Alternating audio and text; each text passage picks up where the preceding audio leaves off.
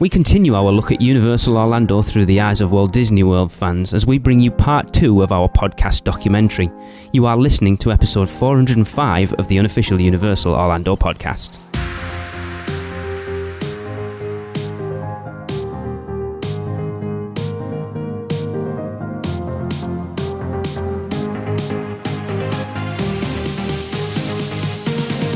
Hey everyone, welcome back. I'm your host Lee. Thank you for joining me and welcome to part 2 of my podcast documentary. If you haven't listened to the last episode, then please go back and listen. It's episode 404 and I encourage you to do so before listening to this one. As I said, this is part 2 of our documentary. I would once again like to thank and introduce my guests. The lovely Maria Riboli, the former host of the Unleash the Magic podcast. Mike Collins, one of the hosts of the CoasterRadio.com podcast. Nikki Montoya, one half of the Theme Park Duo podcast. Pete Werner, one of the hosts of the Diz Unplugged podcast. Ricky Niblett, co-host of the Be Our Guest podcast. And of course, Tom Corliss, one of the hosts of the WDWNT podcast. So let's move on. One of the big differences and the reasons we really began to step away from Walt Disney World as part of our Orlando trips was something we noticed on our last full Disney trip back in 2013, and that is money. Now, we noticed back on that trip that most things at Disney World were an attempt to part you from your hard-earned dollars.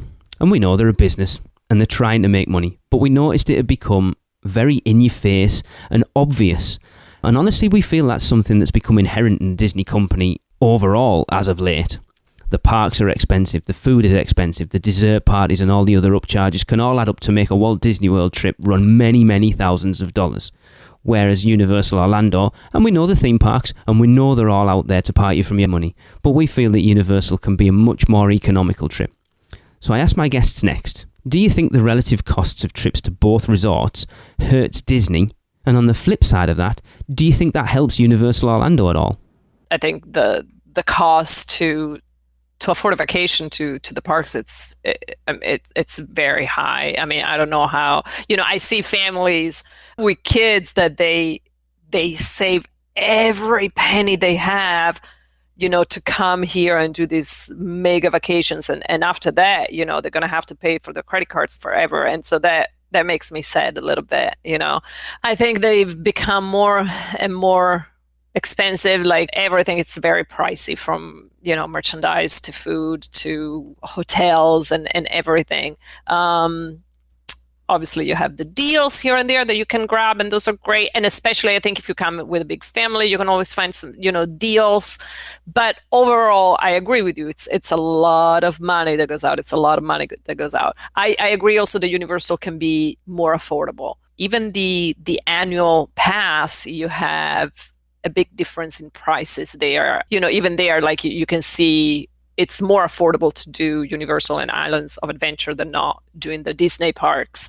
So I think at the end of it, if you have a hardcore Disney fan, no matter what, they're still going to go to Disney. You know what I mean? Maybe they're going to go to their cheaper hotels. Maybe they're going to stay off property. Maybe they're going to do just one park instead of 4.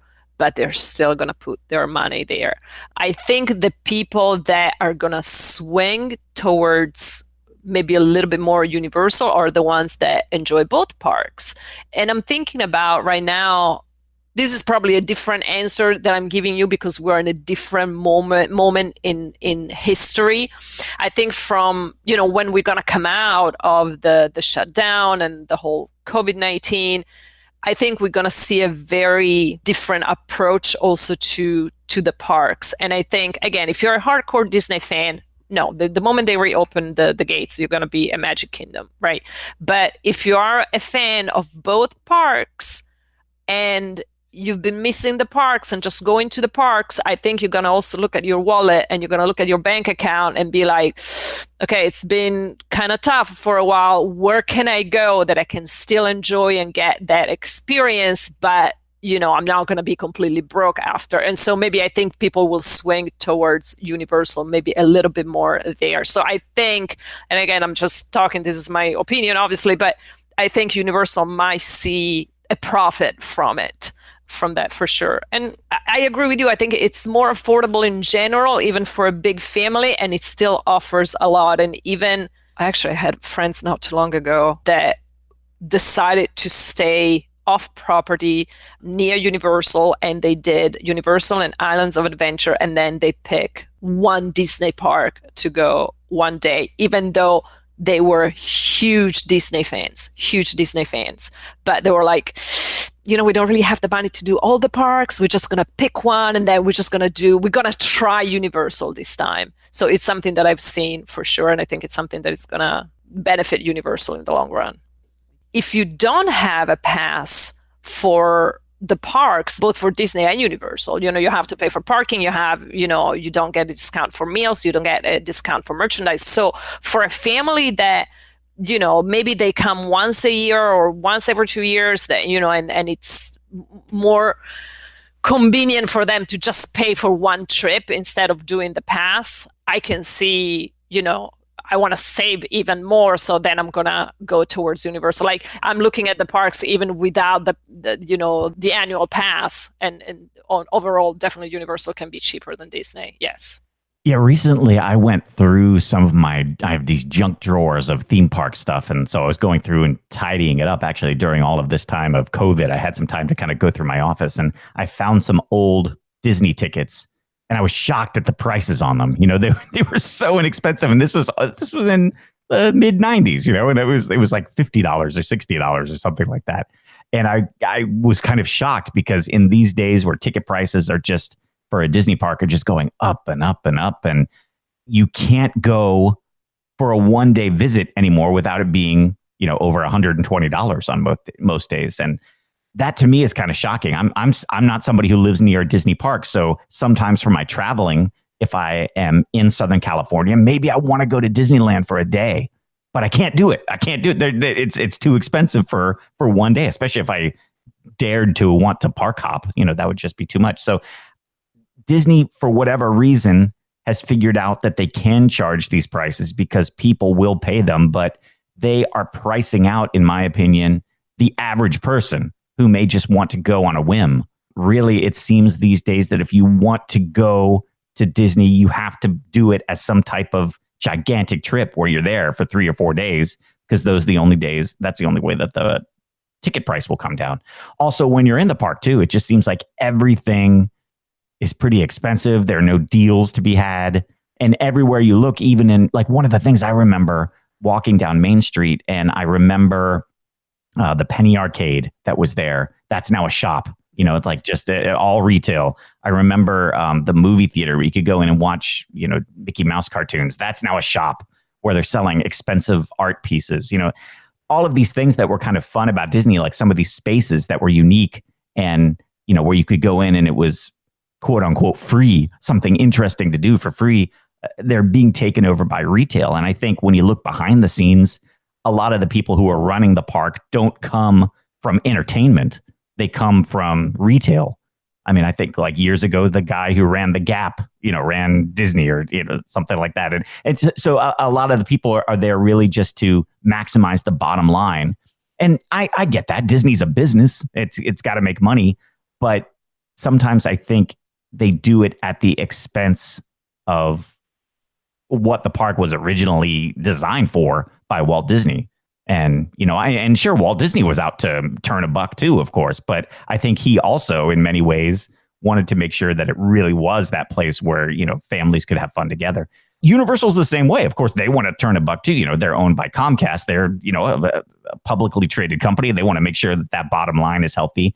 But for whatever reason, when I was there, it didn't feel like every single space was about making money. They still had themed areas that you could be walking through that told a story.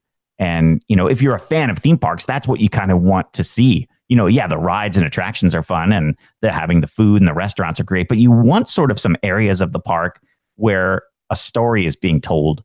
And, when you walk around Islands of Adventure, there's tons of that, just in Seuss Landing alone, in Wizarding World of Harry Potter. There are areas, even though there are a ton of shops and everybody's buying all the Potter gear and stuff, but there are little things that are there that they've put in and, that are all about the story. Same thing at Universal Studios Florida too. There's still little areas that just haven't been monetized yet. And it just feels that everywhere you go at Disney, there's monetization happening. And I just feel at the moment, Universal is doing that a little bit better, of just making you feel like you're not being, gouged for money at every single moment, and just the deals that you can get too, and the quality. One thing that I remember is a couple years ago, this was maybe like 5 or 6 years ago, I did a trip where it was like a week in Orlando, and I started the trip for like 2 or 3 days at Universal Orlando, staying at Royal Pacific, and then hopped over to Walt Disney World and stayed at the Caribbean Beach Resort.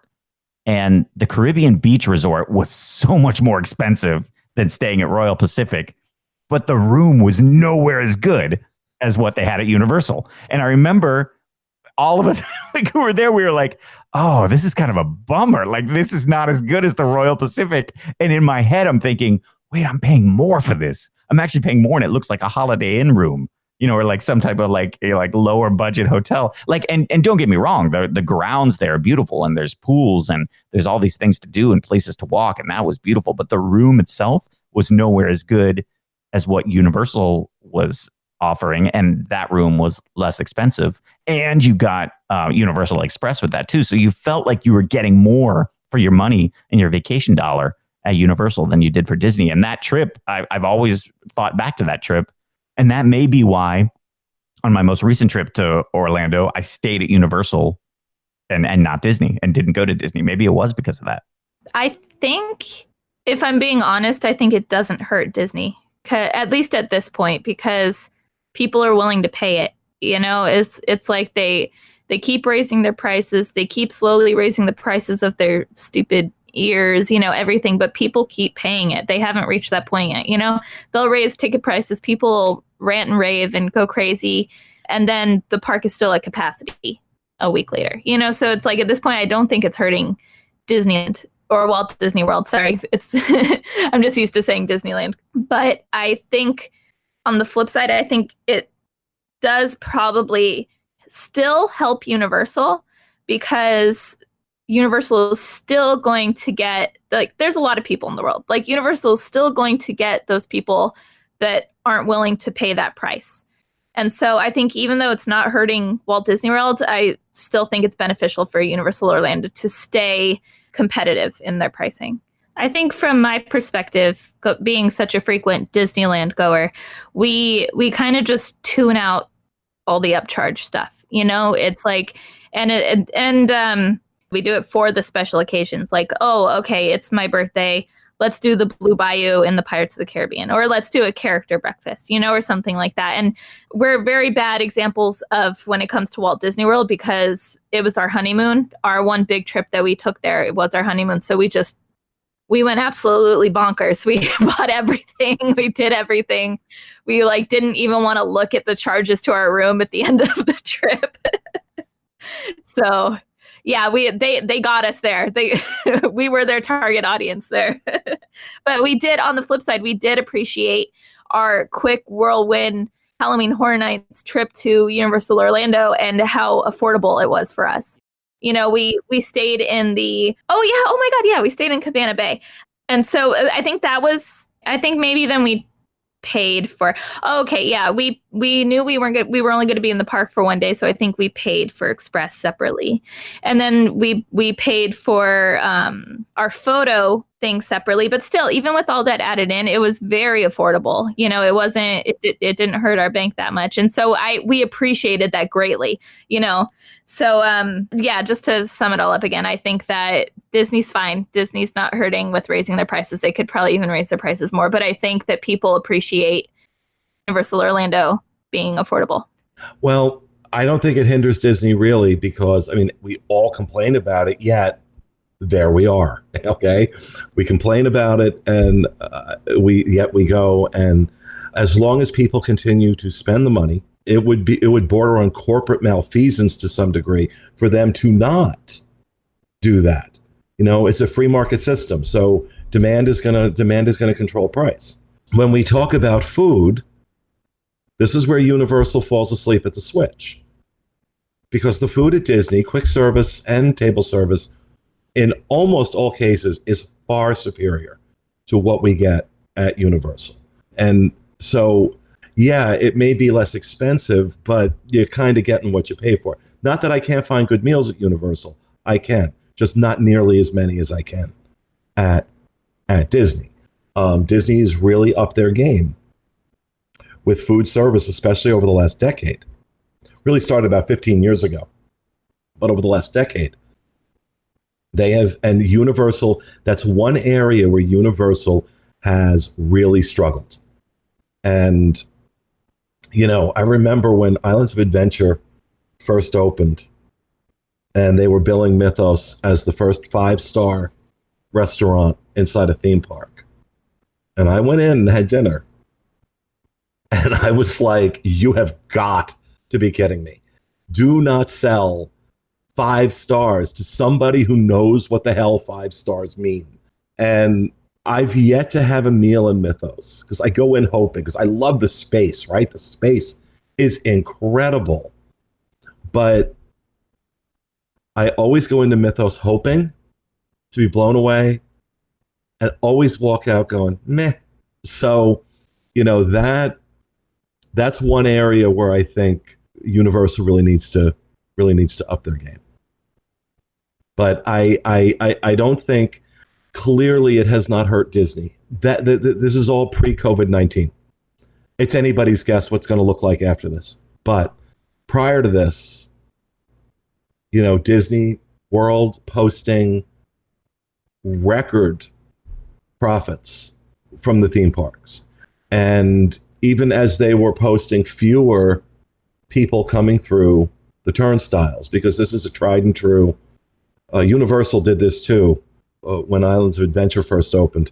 A tried and true thing. They start upping the prices of everything inside the park to make up for the fact that they're not getting as many people through the gates. So Disney definitely had a downturn the fourth quarter. Well, it was their first quarter, but the last 3 months of last year, there was a downturn because of the way they opened Galaxy's Edge. So I don't think anything Universal has done right now is hurting Disney's attendance at all. I do think that you have, because of the price point, you at least have more people willing to look at Universal than were willing to look at it before. I hear that all the time. I mean, let's look at Disney. We've all seen people wearing the shirts nowadays, most expensive day ever, which to me, as Disney, I would be very offended that people feel that way about my product. You know what I'm saying? But they have done that. They've made it so that people feel that way about their product. And I would be, if I was a Disney cast member, I would be very taken aback by that and very offended by that thought process. But I mean, look, clearly it's working for them. The parks are busy as all get out. People are paying the money, or at least they were. People are paying the money to get into the parks. They're paying the money to do these extravagant experiences. You look at how prevalent things like dessert parties are, and like how expensive character buffets are. And, people are yes, there have been some people that have been they've definitely been phased out, but because of the cost of Disney. But then again, there are people who are like, well, that's okay. I'll just put it off an extra year and save a little extra money, and then I'll get to do all those experiences. So in that regard, they're still raking it in, and that which is bizarre to me. But then again, I'm definitely one who's still spending their money on things. But I'm a little more conscientious of what I'm spending my money on. Maybe this trip I won't do that one expensive thing, but I'll do another expensive thing, or maybe I won't do a character meal or whatever. As far as Universal goes, I feel like, they have their things that they get their money out of. I am not a fan of the cheesy, arcade games that they have that line the park, where you try to squirt a gun and, play against everybody else. And like all those carnival type games, that to me feels like a bit of a money grab. And I don't appreciate that type of experience all around the park. I mean, it's everywhere. I feel like Universal doesn't do things like character meals, so maybe that's probably why very often. So that's maybe why you don't feel like you're getting taken advantage of as much, because you can go and have a meal without having be forced to meet a character and paying a lot of money for that. I do feel like the one place I feel like Universal has over Disney by a lot, and I mean a lot, are their hotels. Their hotels are so incredibly affordable overall. I mean, they have made it so that you can stay at a hotel for, $119 or less a night, especially with like Endless Summer, or, you've got Cabana Bay too, which is just a fantastic resort. I haven't stayed at Endless Summer yet, so I don't know, about that one. But, I absolutely love my experiences at Cabana Bay, and it is absolutely as equivalent as something like a Pop Century at Disney. And it's way less money than a Pop Century. So in that regard, I think Universal, and the fact that their hotels are so much more affordable, that is really what makes Universal appear as though it is not as much of a money grab as, say, Disney. Because you look at spending $400, $500, $600 a night at a Disney hotel, and I mean, I'm gonna second guess that. But you look at spending $200 a night at a nice Universal hotel, and I'm gonna think, well, maybe I stay at Universal because it's not as expensive, and plus you get the added perk of getting Express Pass if you do stay at the upper tier hotels for Universal. So you get that thrown in, and that starts to make it look a little more appealing. So I get the sense of how a lot of people think that Disney is a money grab and how maybe Universal isn't. I think in the theme parks, both are equal money grabs. But I think at the resorts is where Universal shines.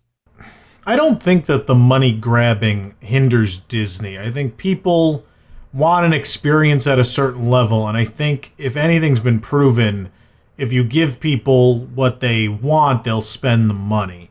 So I'm not the biggest fan of Star Wars Galaxy's Edge. I think there are parts of it that are really great, but I think people are more than willing to shell out a lot of money for things, way more than things are worth, to have certain experiences. And so people, and a lot of people probably made trips specifically for Star Wars. And because of that, I don't think a price tag or anything that might have felt like price gouging bothered them. Like, people still bought $6 Coke bottles. People still bought, I feel like everyone who went to Galaxy's Edge bought a $200 lightsaber. I've seen celebrities and all sorts of just random people who aren't even Disney fans on social media with those $200 lightsabers. How expensive is a Rano wrap? How much more is a Rano wrap than a hot dog, even at a baseball game in America, which is insane. There's money grab, but I think every theme park does it. I don't think it's exclusive to Universal or Disney or anyone. The theme park business has always been built on upsells. I mean, once you're there, what more can we sell you, or where do we make more money? There's no theme park I've ever been to where it doesn't feel like they're doing that. And you vote with your dollar. Do you want that upsell or do you not? So you can choose to have it or you can choose not to have it. You can choose to have that refillable resort mode. You can choose to go to Disney after hours. You can choose all those things. It's the same with like Halloween Horror Nights. You can choose, to do if you want to add on it, there's a scare actor dining experience. If you really want more time with scare actors and maybe photos, you can do that. And I don't know that it's exclusive to Disney. Has it become more so in recent years? Sure. There certainly are more add-on events, but that's because there's a market for them.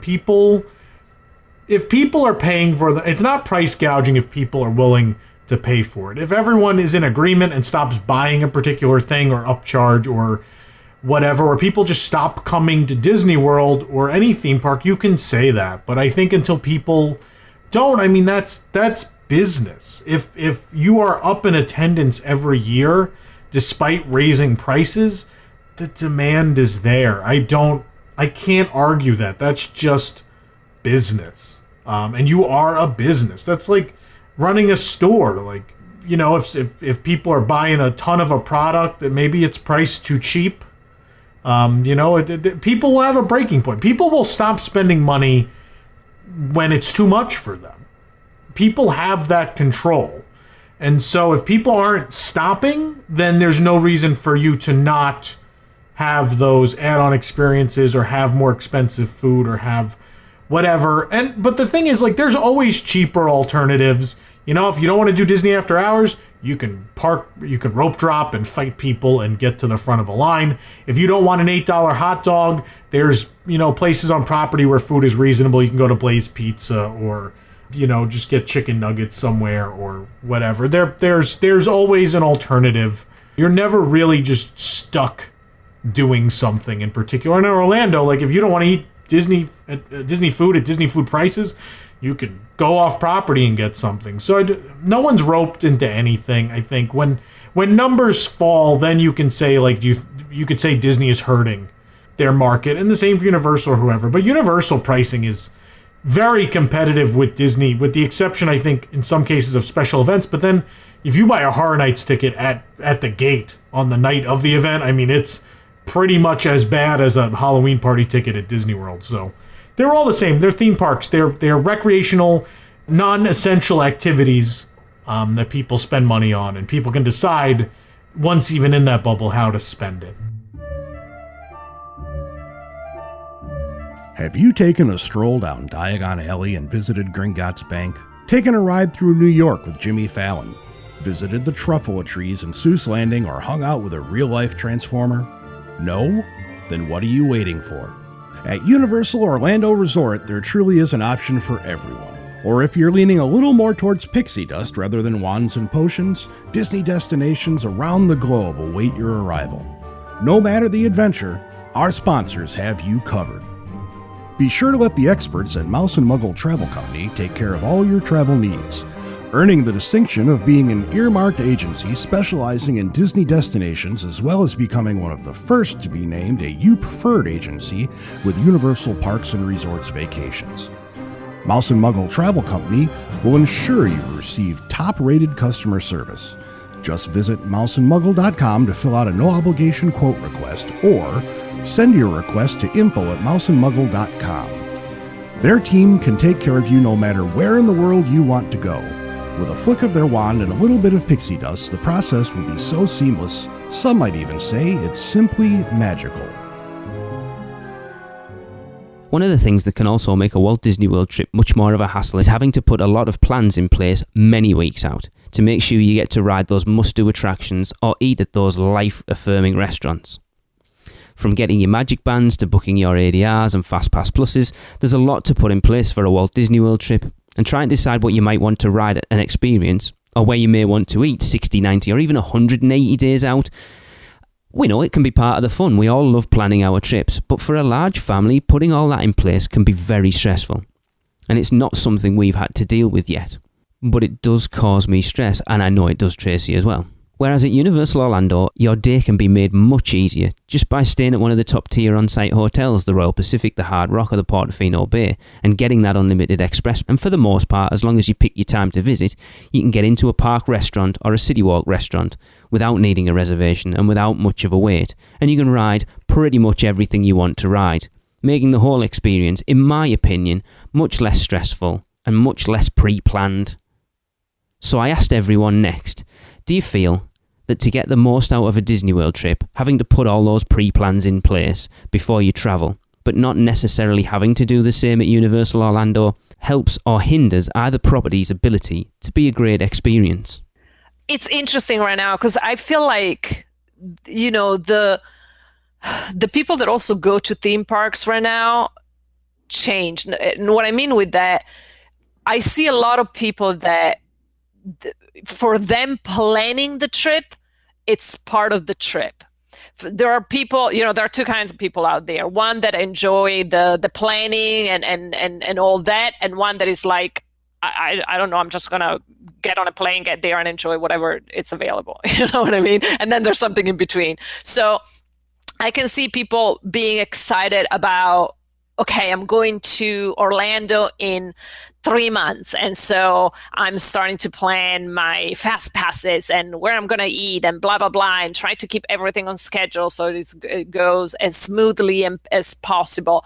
But of course, you are very much stuck to a certain schedule. You know what I mean? So if if you play Monday is Hollywood Studios and that's it. That's going to be, you can't switch around because you find your fast passes and everything. So you have to have that kind of mentality of like, this is what it's going to be. With Universal, then you have more the freedom of kind of, as you say, you just walk into the park and I think it's easier to manage what you can do, what you cannot do. It depends obviously what time of the year you're going as well, because obviously, you know, Christmas time, every time I have friends are like, we might want to do Orlando for Christmas. I was like, you're crazy, because like, no, trust me, you don't. So for something like that, if you are planning to come either to Disney or Universal during a time that it's really busy, my suggestion is plan it as much as you can. Even with Universal, get one of those hotels that you get an express, the pass, because otherwise it's just too much. It's overwhelming. But on the other side, like for example, as a pass holder for Disney, you can make fast passes for the parks, but if I remember correctly, it's like 2 months in advance instead of 3 when you book a trip that you stay in a hotel or something like that. Don't quote me on the exact number of weeks. So for me, being a pass holder, no matter what, I never get the rides I want to do because I only have 2 months in advance to book them, and they're already booked. So that's the part that I've always been like, with the annual pass for Disney, because I'm like, I have it and it's great for a lot of things. Again, free parking and discounts here and there. Love it. Great. But I can't get the rides that I want to do. Never. And I'm an annual pass holder. I live 15 minutes from the park. So that's something that it always has bothered me a little bit. So I would just go on the app randomly and always look for Mondays because I know it's usually a slower day, on a Monday morning, and see if I can find a fast pass, or here and there I will get it. I will get, a flight of passage at Pandora. It's very hard to get. And I would literally like book it and just text my boyfriend. I was like, okay, Tuesday at 6:30, we have to go there because I found it. But, in 2 years that I've been here, I think I wrote that ride 3 times. I'm not even joking, because I can never find a fast pass for it. And on the other side, every time I went to Universal and Islands of Adventure, sure, I was by myself, but I did everything I wanted to do. I wanted to do, Forbidden Journey. I did it. I wanted to do Gringotts. I did it. I wanted to do Spider-Man. I did it. So I never had any problems. And, I can also do the single rider, of course, something that you can do at Disney as well. I'm not saying that you can't, but not at all the rides and not at the rides that I really want to do. So it's something that I think their fast pass technique or whatever it is has to be refined a little bit. I understand they have an insane amount of people that they're trying to go and they're trying to accommodate everybody, but it can be a little stressful. And then, there are a lot of like, I have a dear friend of mine. She's a travel agent, and she does, she books all the Disney trips and everything, and Universal as well. But she's the one who gets up at the crack of dawn to be sure that she's like, getting all the fast passes for her clients and everything. So if you have the extra help, I'm sure it's a little easier. But if you're doing it by yourself, I can see why Universal can be more attractive. Let me just like, okay, it's going to be a little easier I don't have to deal with all of that. I know that there are people who love planning their Disney vacation down to a T. They have their Excel spreadsheets, and they have each day broken down by hour. We're going to ride this first, and then we're going to do this, and then we're going to go meet Mickey, and then we're going to eat here. And they put that all into the Disney app and, book it out there 120 days ahead of time. I can see the appeal of that. I'm sort of a planner myself, and I could see myself doing that, but it's hard for me to do that unless I am by myself. If you're going with a large group of people or with a family, you have to, like, part of the fun of a theme park day is kind of just playing it by ear and, walking into the park and seeing something and going, oh my gosh, I want to try that. Or, going on a complete different detour if you're in a land and really enjoying yourself and not having to say, oh, well, I'm having such a good time here, but hey, we've got to be across the park in an hour to ride Space Mountain. And, you're just life already just in our jobs and our daily life and stuff. We're already like driven by schedules and time, and we have to be here. We have to be here. On my vacation, I'm the type of person who just doesn't want that. So I wish it could go back to the old days where, even just at Disney with like the paper fast passes, where everybody comes into the park and everybody has the exact same opportunity to get on rides. Problem is with the way that Disney is doing it now is that you have resort guests who can book 120 days out, or 60 or 90 or whatever it is. And maybe a lot of the prime times to ride the best attractions are gone. And that to me is a problem, because I'm somebody who, travels for work, and sometimes it's last minute. And so, hey, let's say I want to go, I'll be in Orlando and like to go to Hollywood Studios or Epcot or something. Odds are by the time I get there on the day that I'm there, all the great ride times are gone. I like the way that Universal does it, because if you do stay at a top tier hotel, you've got the Universal Express. Even if you're staying outside, you could still spring for Universal Express. You're guaranteed to get on all the rides that you want to ride in the order that you want to ride them. And I think that, to me, is the way that I want to experience a park. Part of the thing that I love about theme parks, and especially the regional parks that I go to, Cedar Fair, Six Flags, I love going to a park and just kind of letting the park unfold and exploring it and finding rides and being like, oh my gosh, I would like to hang out in this area and, ride that ride.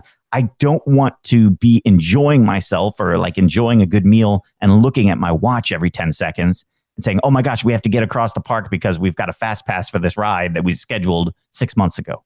That to me isn't as fun as just kind of winging it, with a little bit of knowledge, knowing like, hey, these are the 5 or 6 rides I really want to do. Let's make sure we do it. If I lived in Orlando, I probably wouldn't get Universal Express every time. I'd probably just go and hang out at the park, go, maybe try out, 1 or 2 of my favorite attractions, go to some of my favorite places to eat, but then just kind of walk around the park and enjoy it. But at Disney, the way they have it set up where you have to, book your rides 90 days out, that makes it a lot harder to do. You're probably going to end up in the standby line where the lines can be upwards of, an hour or more.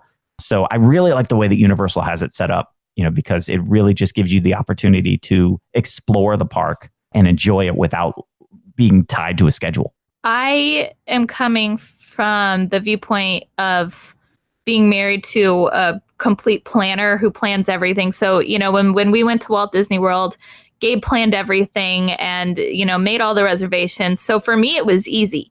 But if I didn't have Gabe, I would find, having to book everything and all of that very, very stressful. I really would, and it's this weird thing because you see it all the time, like people like staring down at their phones and like, trying to get something. And for me, it kind of hinders your day if like you're in line and you're like just trying to get the next thing. And it's like, you're not even really appreciating where you are. So I would rather spend the few extra dollars like at Universal Orlando and, stay on property where you get the express pass or, just buy it separately. I like the peace of mind and the ease of just having that blanket unlimited express pass.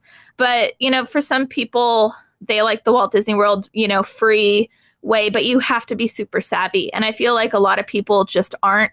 Like we've talked to a whole bunch of people, not just at Walt Disney World, but in Disneyland, who just don't know what the heck they're doing. And their day is going to suffer because of that. So I feel like the Universal Orlando Express Pass is more user-friendly. And I feel like ultimately it does give more people a better experience in their day. And then like there's this feeling like, oh, well, I didn't have a good time today because I didn't get to ride the one thing I wanted to ride, and it's I feel like that wouldn't happen at Universal Orlando unless like the ride was down completely, which then what can you do? But it's like, it's almost setting you up for disappointment already. This is like a kind of completely different example, but the new Star Wars ride, Rise of the Resistance, like some people's days are ruined instantly when they don't get that boarding group at the beginning of the day. And, it's like, why bother, So it's like, I feel like Disney's approach to it kind of sets it's more easily set up for disappointment. There's a reason why two of the websites I own get more than 5 million unique visitors a month planning Disney World trips. And the thing you got to remember about Disney fans is planning these trips is not a chore. It's what we live for.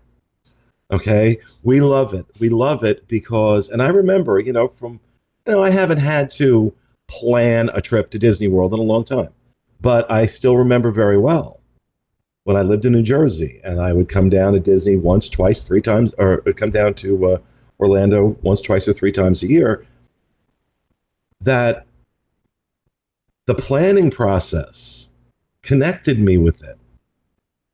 And we didn't have the internet in those days. This is back in the Stone Age. We didn't have the internet, right? So it was guidebooks. It was brochures, VHS tapes from Disney, and countless conversations with central reservations. Now, again, in those days, FastPass wasn't a thing.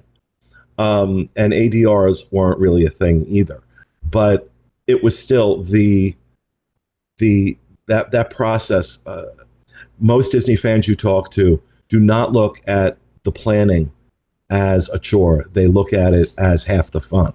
So that being said, when it comes to Fast Passes versus Express Pass, I love the way Universal does it. It really is phenomenal when you're staying at either Royal Pacific, Hard Rock, or Portofino, that you automatically get the Express Pass included with your room key. And that's great. And it's a very seamless system. But we also have to remember, much smaller set of theme parks. Disney World, 44 square miles. Universal is not. 4 theme parks. The number of restaurants. I don't even know what the count is on restaurants now at Disney World. So it's a very different experience. We do tell people all the time, if you'll want something more relaxing, absolutely go to Universal. If you're not into that planning, then Universal is absolutely the right choice, because you are not going to have an existential experience at the Magic Kingdom, and at least not ride anything or eat anywhere. If you want to walk around for 8 hours and have quick service, fine. But if you walk into these parks without a plan, it's an issue. So from that standpoint, absolutely much easier at Universal. But again, you're looking at two very different experiences. Here's the thing. Yes, there are some people that when they don't get dinner at Cinderella's Royal Table or Be Our Guest, that they start pounding their chest and talking about how their children are scarred for life. And, my children won't stop crying because we can't get to... I'm like, okay, well, either your children need to be medicated, you need to be medicated, or you need to just knock it the hell off. Okay, it's a I get it. It's important, you wanted to do it, but life is full of disappointments. Maybe it's time for you little snowflakes to learn that. And that drives me nuts when people make this big thing because they can't get a reservation. At the same time, the one thing that I really like about Disney is the number of alternatives you have. You have a lot of alternatives, and with a little work and a little luck, you can get pretty much everything you want. So I am probably a misnomer as far as Disney is concerned, because I do get down there pretty often. I don't do the planning that most normal people do for their vacation. Granted, I'm not going with a large family. The most I go with is 5 or 6 people, and we're pretty well adept at figuring things out. Now when I do go with larger groups to Disney, yeah. And I have gone, with friends that end up being a much larger group. I was mostly thinking about my family, but when I do go with friends, we do some sort of planning. We'll maybe get a few fast passes in line, maybe a couple of dining experiences. But again, because we kind of all go down so frequently, it's not as stressful as it is for the average guest. Thinking about the average guest, though, I absolutely understand how stressful it is. If you're only going down once every year, 2 years, 3 years, 4 years, you want to make sure you have, and as we were talking about, Disney is expensive. So you want to make sure that you have everything in line. You do want to make sure you have that, hashtag best vacation ever, because you're spending a lot of money. And I think because the perception of Universal is not as costly, that does kind of take the pressure off people. So I feel like the more you feel like you're spending on your vacation, the more you feel that pressure of, oh my gosh, this has to be perfect. So I feel like the pressure of having that perfect Disney vacation is definitely there, of getting the perfect fast pass, of getting the perfect, ADR. Absolutely. I feel like it's there. And I feel like it does hinder people sometimes. I feel so free going down there. I mean, when I go down there personally, I don't tend to make fast passes until like the day, maybe week before, if I think about it. And I'm pretty skilled at, I may not, look, I know I'm not going to get Seven Dwarfs Mine Train or Slinky Dog Dash, but let's be honest, because I don't usually stay on site. So if I'm an NAO pass holder, so I don't get, any special 60-day perks for that, unfortunately, which I wish I did. But, you only get the 60-day perks if you're staying on site. So because I'm not staying on site, I'm not getting Slinky Dog Dash anyway. Like, I'm not getting to experience that. I'm not getting to get a fast pass for Seven Dwarfs Mine Train. It's not going to happen for me anyway.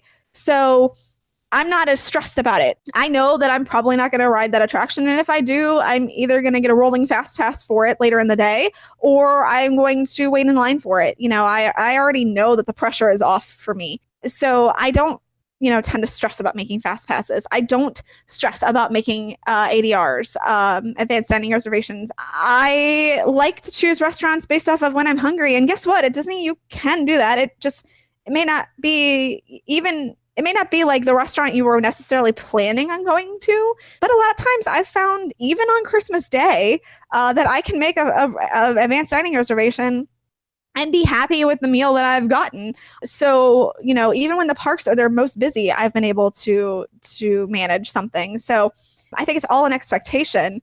As far as Universal is concerned, not having that expectation is definitely very freeing. You can go and do what you want, and I absolutely understand and appreciate that. And it does make for a very different vacation for sure. I very much like rolling up on whatever I want to and seeing, okay, the wait time is this. Do I feel like waiting in this line? Yes, I feel like waiting in this line. I feel like waiting the time. With Disney, the wait time may say it's one thing, but I feel like they fudge the numbers a little bit more because they have fast pass. So you never know if it's going to be up plus or minus, but I feel like Universal things are a little more true because they don't have, they have Express, but it's not that mass influx of people who are coming in with Express. You've got people trickling in with that. So I feel like their wait times are maybe a little more true and accurate. And I don't stress about it. And it is kind of nice and very freeing in that regard. I very much appreciate that fact. I appreciate not having to make those ADRs and just rolling up on a restaurant. So I am much more of a free person, and I do kind of appreciate what Universal has going for it in that regard, because I'm not a planner anymore. I used to be. I very much enjoy not being anymore. It is so much more freeing not being a planner. So that part's nice. What I think helps in there is, if you want to ride Seven Dwarfs Mine Train and Flight of Passage and eat at Cinderella's Royal Table, you do have to work for it. Like, those are absolutely things you have to work for. But what I like is if I don't need that level, if I don't need to ride those two things and eat at those like 2 or 3 impossible to book restaurants, what I like about the Disney system is it pushes people to where people aren't. So what I like is, if I don't plan months in advance, I like opening the app and as a local is what I do. Open the app on Tuesday afternoon. I want to go have lunch somewhere. I like putting in the time and the amount of people and then just having the list of options. I like that because then I'm like, oh, these are available reservations. Then I know once I pick that restaurant, I don't have to think about it. As with dining at Universal, generally the park food isn't good. I think generally. There are some restaurants at Universal that I crave over Disney restaurants, absolutely. They're mostly in City Walk. I love Cowfish. I like Toothsome a lot. Even Vivo's very good. And so my problem with them is, though, you never know on a given night what the crowd's going to be like. And so doing horror nights a lot, there'll be a lot of evenings where we want to pop out and have dinner at Cowfish. Some nights you walk in, and then some nights at that same time, it's an hour and a half wait. And I didn't get to make a reservation on an app, so I don't have a reservation. And then it becomes like this search for food. And so I think there's a lot of positives to the Disney planning system, at least in the way that even if you open the app on the same day, it will send you somewhere. There will be something for you to do. There will be, outside of Hollywood Studios, there will be a fast pass available for something in the park you're in. There will be a reservation at some restaurant in the vicinity. So there's always something to do. And with Universal, I think the problem is if you don't have Express Pass, there are some things that are very challenging. Like, in my experience, I have never seen a short wait for Reign of Kong. That wait is always ridiculous. And I like that ride. I'm never waiting an hour for Reign of Kong. That is never going to feel like it's worth an hour to me. And I think there's a couple of attractions. And certainly there are days you go and there's nothing with the wait. But I've been on a lot of days at Universal where tons of things have waits. And if you don't have Express, it's not a great experience. That being said, like if you're first timer at Disney World and you really want to ride these top tier attractions and you just showed up that day and you weren't able to book fast passes in advance, I mean, you're going to feel the same way not getting to do Mine Train. And, you know, I'm trying to think what else is impossible to get at Magic Kingdom. Sometimes space is hard, but there's pluses and minuses to both systems. I think if you stay on property at Universal, I think it is a much better experience. I think there is a greater reward as a Universal Resort guest than there is as a Disney Resort guest, considering extra magic hours are often the most crowded days at those parks now because it drives people to those parks, and the fact that you don't really get any benefit other than the 60-day fast pass booking window, which you still have to get up on that 60th day at 5 a.m. or whatever to book your flight of passage anyway. So I just think there's pluses and minuses to both systems. I don't know that Universal should adopt what Disney does. I don't think that's going to work for them either. Neither system is perfect. I don't think it helps or hurts Universal. I think the people that want to go to Universal go for some very particular things, and none of those things are necessarily the ease or hardships of planning a Universal vacation. If you look at it from a wider viewpoint, you know, if you go to New York City, there's certainly or LA or wherever, there's certainly a set of restaurants and things that are limited in capacity that a lot of people want to do on their vacation. But if you don't book right at the second, you know, it becomes available, you can't do it. That doesn't mean you're going to have a horrible vacation necessarily. But the good thing about the rides is there is a standby line, unlike Rise of the Resistance.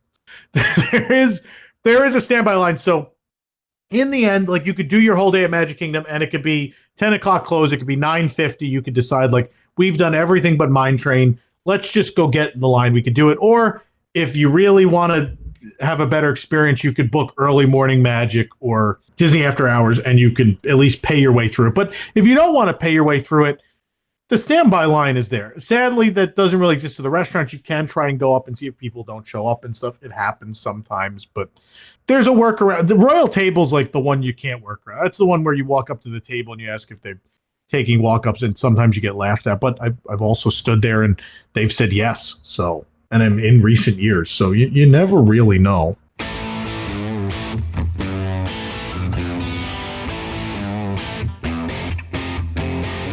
Well, believe it or not, we are at the end of part 2, and that is going to wrap up episode 405 of the unofficial Universal Orlando podcast. I hope you enjoyed part 2 of our documentary, and I hope you can't wait to listen to part 3 as we wrap this thing up. We've had many differing opinions, and it's opened my eyes to Universal Orlando and Disney World, to be honest. So again, before we finish, I would like to take the opportunity to thank my guests for taking the time to come and speak to me for this documentary, and ask that you all go and check them out. You can find Maria Riboli on Instagram at Maria Riboli Photography. And then, of course, there are the podcast people. You can find Mike Collins on the coasterradio.com podcast. You can find Nikki Montoya on the Theme Park Duo podcast. Pete Werner on the Diz Unplugged podcast, Ricky Niblet on the Be Our Guest podcast, and finally Mr. Tom Callers on the WDWNT podcast. And you can find all those podcasts probably where you're listening to this right now. Put that in your search engine and subscribe to all of them. So thank you all for listening, thanks to my guests for joining me, and we'll see you back here next week for part 3. Guess that wraps things up for another unofficial Universal Orlando podcast. You guys did all right. Follow us on Facebook, Instagram, Twitter, YouTube, and Pinterest, keyword UUO Podcast. Listen and subscribe to us on Apple Podcasts, Spotify, Google Podcasts, Stitcher, or anywhere podcasts are found. You can find our blog at uuopodcast.com. Send us your spews, which Lou gets your poo recordings, questions, or comments to podcast@uuopodcast.com. Check out our friends the Theme Park Duo and our awesome sponsors Mouse and Muggle Travel Company. So, until next time, don't give up your day job, say cheese, and see you later.